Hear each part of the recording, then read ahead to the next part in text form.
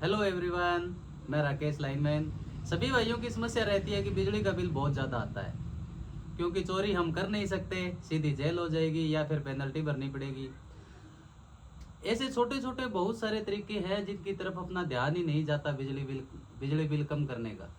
तो मैं आज इस वीडियो में आपको बताऊंगा बिजली बिल छोटी छोटी जानकारियों का पता होने के बाद में अपन बिजली बिल 1000 रुपये से लेके 1200 रुपये तक मंथली कैसे बचा सकते हैं। इस वीडियो में लास्ट में एक पॉइंट ऐसा बताऊंगा जो अपना बिजली का बिल बहुत ही ज़्यादा कम कम कर देगा। तो वीडियो में लास्ट तक बने रहना दोस्तों। पहला पॉइंट क्या है, जिस तरह से हमारे घर में नॉर्मल सा छोटा सा इंडिकेटर लगा हुआ होता है, सबके घरों में होता है, वो भी लाइट की खपत करता है। मान लीजिए आपकी वायरिंग पुरानी है और वायरिंग पुरानी के साथ में इंडिकेटर लगाया हुआ है, तो वो होगा फिलामेंट टाइप का और वो कम से कम 5 वाट का होगा। अगर अपने घर में 10 इंडिकेटर लगे हुए हैं, ये देखते हैं, चलो ठीक है, शो के लिए हर कमरे में पता लग जाता है, हाँ हर कमरे में लाइट का पता लगता है। मान लीजिए एक इंडिकेटर 5 वाट का है तो 10 हो गए 50 वाट का, फिर वही 50 इंटू घंटा बटे 1000, 1 यूनिट। 24 घंटे में एक यूनिट जनरेट करता है अपना जो घर का इंडिकेटर होता है, और 1 यूनिट 24 घंटे में करता है तो 30 दिनों की कितनी होगी, 30 यूनिट। एक तो उसको बदलना ही बदलना है। नेक्स्ट पॉइंट पे दोस्तों आते हैं, अपने घर में मॉस्किटो बार लगाते हैं मच्छरों वाला, कई बार तो वो चालू ही रह जाता है। मॉस्किटो बार क्या होता है आपको पता है? मॉस्किटो बार के अंदर भी एक छोटा ट्रांसफॉर्मर लगा होता है, वो भी एक छोटा हीटर होता है। जब भी आप मॉस्किटो बार को ऑन करो और सुबह उठते ही सबसे पहला काम अपना वो होना चाहिए कि मॉस्किटो बार को ऑफ करना है। मॉस्किटो बार जिसमें एक छोटा मिनी ट्रांसफॉर्मर लगा होता है, अपना पहला काम क्या होना चाहिए, सुबह उठे और मॉस्किटो बार जो मच्छर मारने वाली मशीन है उसका स्विच बंद करना है। वो भी 50 वाट, कम से कम 50 वाट। फिर वही 50 इंटू घंटा बटे 1000, 1 यूनिट डे पर डे का, महीने के कितने हुए, 30। नेक्स्ट पॉइंट पे चलते हैं, रेफ्रिजरेटर। अपन क्या करते हैं, रेफ्रिजरेटर फुल पे रखते हैं अंदर से और अपना कंप्रेसर बार बार चल रहा है। ऐसा नहीं करना है। रेफ्रिजरेटर का जो कंप्रेसर रिपोर्ट है उसको ना नॉर्मल पे रखो, और फ्रिज को बार बार चालू बंद नहीं करना है। और फ्रिज ऐसी जगह रखना है जहाँ पे फ्रिज के चारों ओर कम से कम 2 से 2.5 फुट की जगह होनी चाहिए। अगर अपन बार बार फ्रिज को ऑन ऑफ करेंगे तो उसका कंप्रेसर बार बार चलेगा। वैसे ही जैसे अपन बाइक चलाते हैं, बाइक को स्टार्ट करते हैं, पहला गियर देते हैं, दूसरा देते हैं, चौथा देते हैं, चौथा गियर देने के बाद में इंजन फ्री होने के बाद में ईंधन फ्यूल की खपत बहुत ही कम करने लगता है वो। चलो दोस्तों, नेक्स्ट पॉइंट पे चलते हैं, अपना मोबाइल का चार्जर। अब आप कहेंगे यार मोबाइल का चार्जर कितनी खपत करेगा।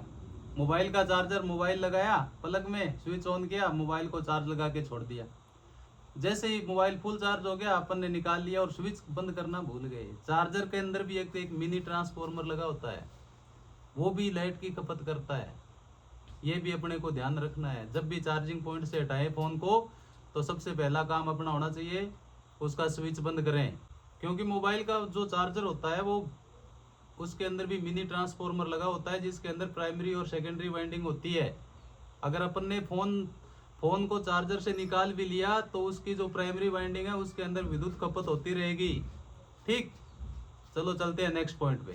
अब आ जाओ अपने बल्ब जो घर में लगे होते हैं, फिलामेंट वाला बल्ब, उसको आज ही निकाल के फेंक दो, क्योंकि वो होते हैं 100 वाट के, 150 वाट के, 200 वाट के। और आजकल मार्केट में आ गई है 5 वाट की, 10 वाट की, 3 वाट की CFL जो अच्छी खासी रोशनी देती है, और अपनी आंखों के लिए भी वो रोशनी मतलब नुकसानदायक नहीं होती। फिर चलते हैं नेक्स्ट पॉइंट पे। अपने घरों में पुराने ज़माने के फैन लगे होते हैं, आपको पता है। अगर पुराने ज़माने का फैन लगा है तो तत्काल उसको बदलो, क्योंकि मार्केट में आजकल बढ़िया 40-40 वाट के बढ़िया फैन मिलते हैं, 5 स्टार के, 3 स्टार के, वो लगाओ। और एक चीज़ और इसके फैन के साथ में बता दूं आप सभी को, जो फैन होते हैं अगर वो एक बार में, चलो मान लेते हैं उसकी वाइंडिंग जल गई, अगर वो फैन दोबारा रिपेयर्ड होके आएगा तो वो, अगर फैन 80 वाट का था तो वो 120 वाट, 150 वाट का हो जाता है। ये भी अपने को ध्यान रखना है।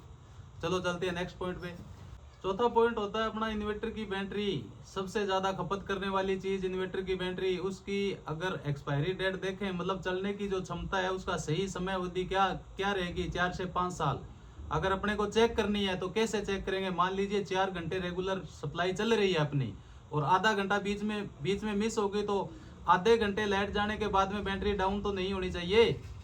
और जब भी लाइट दोबारा आए तब अपने को चेक करना है इम्प्लस, अपना जो घरेलू मीटर होता है वो कितनी बार इम्प्लस दे रहा है, मतलब बैटरी दोबारा चार्जिंग पॉइंट पे लगी हुई नहीं होनी चाहिए। अभी चलते हैं नेक्स्ट पॉइंट पे। अभी जो लास्ट और नेक्स्ट पॉइंट है वो बहुत ही शानदार पॉइंट है, उसका खास करके ध्यान रखना है। जैसे अपना वाटर पंप होता है, छत के ऊपर टंकी लगी हुई होती है, उसमें पानी चढ़ाना है, और उसके बाद में जब भी टंकी खाली हुई हमने दोबारा मोटर चालू कर दी। मतलब बार बार अगर अपन मोटर को चलाएंगे तो वो भी काफी ज्यादा विद्युत की खपत करेगी। और जब भी अपन विद्युत मोटर चलाते हैं तो अपने घर में गीजर लगा हुआ है तो उसको नहीं चलाना है। और अगर गीजर चलाना है तो घर में अगर वाटर पंप लगा हुआ है, टंकी भरने वाली मोटर, उसको नहीं चलाना है। क्यों नहीं चलाना है? अगर गीजर और पानी की मोटर साथ में चलाएंगे तो अपना जो मीटर है वो जो एमडी काउंट करेगा। अपना जो घरेलू मीटर है वो एमडी काउंट करेगा। कैसे करेगा? एमडी मतलब क्या होता है? एमडी मतलब होता है मैक्सिमम डिमांड, मतलब अपने घर पे कितना लोड चल रहा है।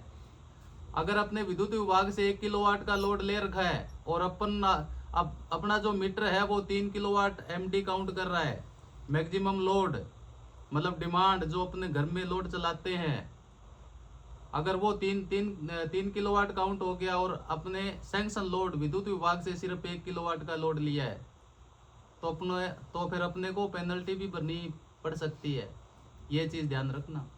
अगर वीडियो पसंद आए तो लाइक ज़रूर करना और अपने दोस्तों में ज़्यादा से ज़्यादा शेयर करना। धन्यवाद। राम राम। मिलते हैं नेक्स्ट वीडियो में। जय हिंद।